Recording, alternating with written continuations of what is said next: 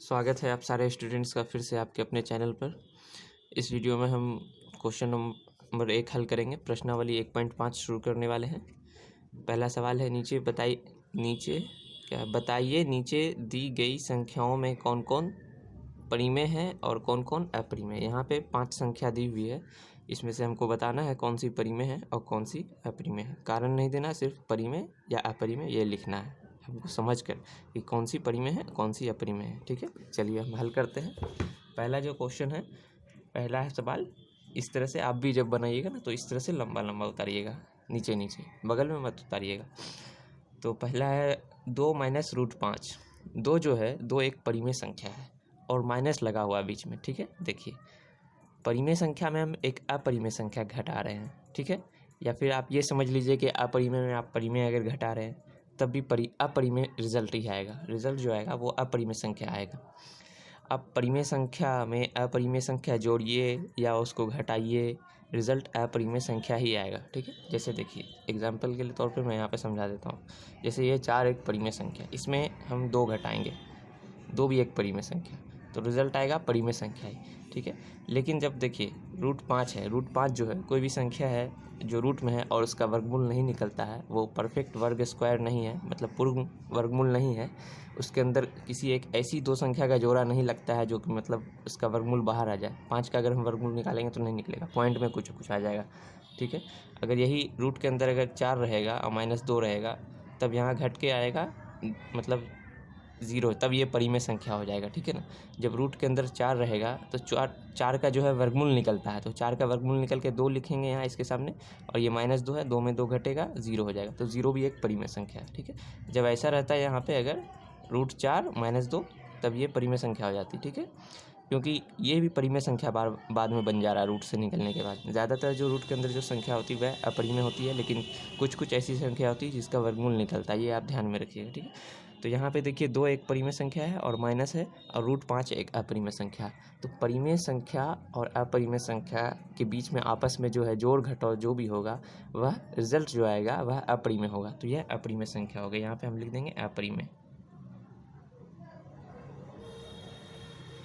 ये आपको ध्यान में रखना है। ठीक है, एक सेकंड, चलिए अब क्वेश्चन नंबर 2 देखते हैं। इसमें दूसरा क्वेश्चन है, ब्रैकेट में है 3 + रूट 23। रूट के अंदर 23 है, उसके बाद माइनस है, फिर है रूट 23। ठीक है, ध्यान दीजिए आप अच्छे से क्वेश्चन पे। ब्रैकेट में है यहाँ पे 3 + रूट 23, ये ब्रैकेट में है, उसके बाद माइनस है, फिर यहाँ है रूट 23। ठीक है, अब जो है ना इसमें क्या है, ब्रैकेट रखें या नहीं रखें कोई फ़र्क नहीं पड़ता है। ठीक है, क्योंकि यहाँ पे कुछ ऐसी चीज़ नहीं है, मतलब यहाँ पे गुना में कुछ होता है तो गुना करते हैं हम पहले, तो गुना होने के बाद ब्रैकेट खुलता है, लेकिन यहाँ पे आप ब्रैकेट खोल के भी इसको लिख सकते हैं। जब हम ब्रैकेट यहाँ पे से हटा देंगे तो सिर्फ आपको नज़र आएगा यहाँ पे 3 + रूट 23 और माइनस रूट 23।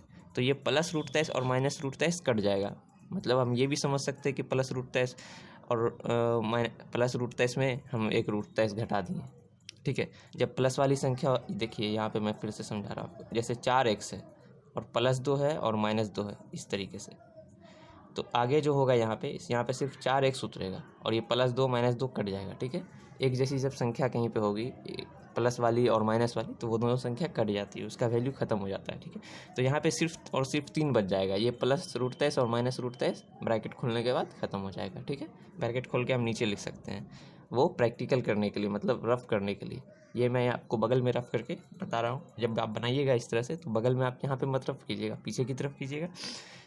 ये हो गई परिमेय संख्या। 3 जो है, 3 को हम 3 बराबर 3/1 भी लिख सकते हैं। ठीक है, कोई भी संख्या आप उसके नीचे 1 अपने मन से लगा सकते हैं, क्योंकि 1 लगाने से फ़र्क नहीं पड़ता है, संख्या का जो वैल्यू है वो बदलता नहीं है, बैलेंस ही में रहता है। ठीक है, तो ये हो गई परिमेय संख्या, इसको लिख दीजिएगा ऐसे कॉमा दे के बगल में, परिमेय, बस परिमेय या अपरिमेय ही बताना है। ठीक है, अब देखिए तीसरा क्वेश्चन यहाँ पे है, ऊपर में 2 है, 2 रूट 7 और नीचे है 7 रूट 7। ठीक है, कोई भी संख्या जहाँ कटे उसको काट दीजिए। ऊपर में सेम संख्या है या किसी तरह से, जैसे देखिए यहाँ पे मैं बता रहा हूँ, 2x × 6, 3x × 6, यहाँ ऊपर भी 6 है नीचे भी 6 है, दोनों 6 कट जाएगा। ठीक है, उसी तरह से यहाँ रूट 7 है, ये भी रूट 7 और ये भी रूट 7 कट जाएगा। ये मैं आपको करके दिखा देता हूँ यहाँ पे, 2 रूट 7 बटा 7√7। यहाँ भी √7, ये भी √7 कट जाएगा, बचेगा क्या?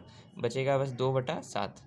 2/7 जो है p/q के रूप में, यह इसका मतलब परिमेय संख्या है। परिमेय संख्या मतलब वह संख्या जो p/q के रूप में रहे और q बराबर नहीं 0 और नीचे का मान 0 भी नहीं है, तो यह परिमेय संख्या। अगर नीचे का मान 0 हो जाता, जैसे 2/0, तो यह परिमेय संख्या नहीं होती। ये शर्त है, ठीक है। ऊपर लेकिन 0 हो जाएगा और नीचे कुछ भी रहेगा तो चलेगा, ये परिमेय संख्या। लेकिन नीचे 0 नहीं होना चाहिए, परिमेय संख्या के लिए शर्त है। ये भी मैं आपको साथ साथ में बता दे रहा हूँ, ठीक है। तो ये हो गए परिमेय संख्या, परिमेय आप लिख लीजिएगा, ठीक है। अब है दूसरा, ये 4 नंबर में है 1/√2, ठीक है। 1/√2 है। यहाँ पे ऊपर जो है, ऊपर में है परिमेय संख्या और नीचे में है जो है अपरिमेय संख्या √2, क्योंकि √2 का हम अगर वर्गमूल निकालते हैं तो 2.141 इस तरह से कुछ निकलता है √2 का वर्गमूल, ठीक है। इसका वर्गमूल नहीं निकलता है √2 का, ठीक है। √3 का भी वर्गमूल नहीं निकलता है, लेकिन √4 का वर्गमूल निकलता है, 2 होता है, ठीक है। तो जिसका वर्गमूल नहीं निकलता है वह अपरिमेय संख्या, ये ध्यान में रखना। तो ये जो है, हम यहाँ पे क्या हो रहा है, परिमेय संख्या को अपरिमेय संख्या से भाग दे रहे हैं, ठीक है। तो जब हम परिमेय यहाँ पे क्या, यहाँ पे अगर हम भाग दे रहे हैं अपरिमेय संख्या से, तब भी जो है रिजल्ट आएगा वो भी अपरिमेय ही होगा, ये आप ध्यान में रखिएगा, ठीक है। 1/√2 या 2/√2/1 दोनों ही अपरिमेय संख्या है, ठीक है। इसका उल्टा अगर हम लिखते हैं √2/1 तो वो भी अपरिमेय संख्या है, और 1/√2 यह भी अपरिमेय संख्या है। हम परिमेय संख्या को अपरिमेय संख्या से जब भाग देते हैं तब भी अपरिमेय संख्या ही रिजल्ट आता है, ये ध्यान में रखना है, ठीक है। यहाँ पे भी अपरिमेय लिख देंगे। अब है क्वेश्चन नंबर 5, लास्ट क्वेश्चन है। 2 पाई लिखा हुआ है, 2 पाई। पाई जो है एक अपरिमेय संख्या है, ठीक है। यहाँ पे हम अपरिमेय संख्या में 2 एक परिमेय संख्या है, अपरिमेय संख्या में हम परिमेय संख्या गुना कर रहे हैं, तब भी रिजल्ट अपरिमेय संख्या ही आएगी, ठीक है। देखिए पहले सवाल में यहाँ पे क्या हो रहा था, यहाँ पे एक अपरिमेय संख्या थी, एक परिमेय संख्या थी। जब अपरिमेय संख्या और परिमेय और अपरिमेय संख्या के बीच जब जोड़ या घटाव होगा ना, तब अपरिमेय संख्या ही रिजल्ट आएगा, ठीक है। ये आपको ध्यान रखना है। और जब आप गुना कीजिएगा परिमेय और अपरिमेय संख्या को, तब भी अपरिमेय संख्या ही आएगी, ठीक है। सिर्फ जो अपरिमेय संख्या है ना, उसका वैल्यू बढ़ जाएगा, लेकिन वो अपरिमेय ही रहेगा। जैसे देखिए यहाँ पे पाई जो है, पाई एक अपरिमेय संख्या है। पाई का मान होता है 3.14, ये होता है पाई का मान। और लेकिन जब हम बनाते हैं वृत्त का, जब चैप्टर हम बनाएंगे वृत्त की परिधि वगैरह, उसमें तो बनाने के टाइम जो है ना, पाई का मान हम 22/7 लेते हैं। 22/7 एक परिमेय संख्या है। यहाँ पे अगर 22/7 गुना 2 होता, 2 गुना 22/7, तब ये परिमेय संख्या होता है। लेकिन पाई जो है, पाई एक परफेक्ट जो है अपरिमेय संख्या है, इसलिए इसको अपरिमेय लिखेंगे, अपरिमेय। देखिए एक चीज़ और मैं आपको समझा देता हूँ अच्छे से डिटेल में। परिमेय और अपरिमेय संख्या के बीच जब भी जोड़ घटा गुना भाग होगा, परिमेय और अपरिमेय संख्या के बीच, तो रिजल्ट अपरिमेय ही आएगा, ठीक है। लेकिन कभी कभी ऐसा होता है, जैसे देखिए √7 मैं समझा रहा हूँ आपको, और -√5। √7 एक अपरिमेय है और √5 भी अपरिमेय है। यहाँ पे दोनों ही संख्याएं अपरिमेय है। √7 में से जब हम √5 घटाएंगे तो कुछ भी आएगा वह अपरिमेय ही होगा, ठीक है। लेकिन यहाँ पे एक और एग्जांपल मैं समझा देता हूँ। √7 -√7, ये प्लस वाला √7 है और ये माइनस वाला √7 है, ये दोनों कट जाएगा तो कट के क्या होगा 0। लेकिन 0 क्या है, एक परिमेय संख्या। तो हर जगह मतलब हर बार ऐसा नहीं होता है कि दो अपरिमेय संख्याओं का गुणनफल या जोड़ या घटाव जो है वह अपरिमेय ही हो। यहाँ पे आपको अपरिमेय निकलेगा, ठीक है। यहाँ पे आपको अपरिमेय, लेकिन ये जो निकला है ये परिमेय है, ये ध्यान में रखिएगा। हमेशा मतलब जो है अपरिमेय संख्या का जो घटाव होता है वह अपरिमेय ही नहीं होता है, कभी कभी परिमेय भी होता है। जब एक जैसी संख्या हो जाएगी तो कट जाएगा, कटने के बाद 0। और देखिए एक और यहाँ पे मैं आपको समझा देता हूँ, जैसे √3 गुना √3, ठीक है।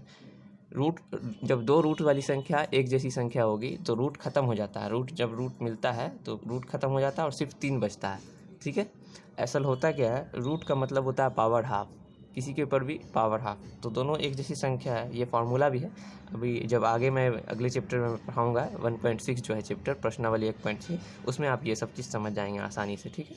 तो जब रूट वाली संख्या जो होती है, दोनों एक जैसी संख्या, दोनों रूट वाली संख्या टकरा के सिर्फ संख्या बन जाती है, रूट खत्म हो जाता है, ठीक है। और देखिए एक चीज़ और, अब भाग में भी देखिए यहाँ पे जैसे √3/√3 है, ऊपर भी 3 √3, नीचे भी √3, इसको हम काटेंगे तो 1 बचेगा। 1/1 बराबर 1, तो यह परिमेय संख्या है। तो दो अपरिमेय संख्याओं का जो भागफल होता है वह परिमेय भी होता है कभी कभी और कभी कभी अपरिमेय। और देखिए यहाँ पे जैसे √3/√2 होता, तो यह परिमेय नहीं होगा, इसका जो आंसर होगा यह अपरिमेय होगा, क्योंकि यहाँ एक जैसी संख्या नहीं है तो नहीं काट सकते। तो ये था क्वेश्चन नंबर 1। अच्छे तरीके से आप समझ गए हैं उम्मीद करता हूँ। अब अगला वीडियो देखिए, क्वेश्चन नंबर 2 का रहेगा। क्वेश्चन नंबर 2, हाँ अगला वीडियो है वो मैं अगले वीडियो में दूंगा। क्वेश्चन नंबर 2, निम्नलिखित व्यंजकों में से प्रत्येक व्यंजक को सरल कीजिए। इसी वीडियो के लिंक में मैं दे दूंगा, इसी वीडियो के डिस्क्रिप्शन में लिंक रहेगा, वहाँ से आप जाके देख सकते हैं, या ऐसे भी आपको मिल जाएगा।